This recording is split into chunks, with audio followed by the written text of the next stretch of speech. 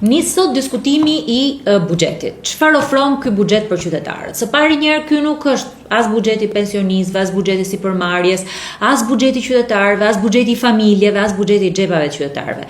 Por është thjesht një rutinë, një buxhet i cili nuk sjell asnjë model të ri ekonomik, por nuk sjell asnjë shtys që ekonomia shqiptare ka kaq të nevojshme.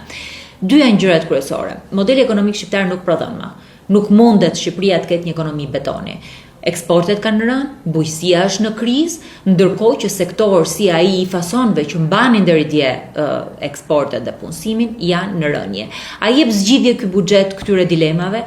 A injekton ky buxhet shpresë në ekonomi? A sjell një model të ri ekonomik që Shqipëria e ka kaq shumë të nevojshme? Përgjigjja është absolutisht jo. Çfarë ndodh me këtë buxhet? Së pari, megjithëse taksat janë rritur në mënyrë të njëpasnjëshme pas çdo viti, buxheti reflekton dy element kryesor. Ekonominë informale, po njëkohësisht dhe emigrimin e lartë. 28% mbeten të ardhurat si përqindje e produktit brendshëm bruto që sjell ky buxhet.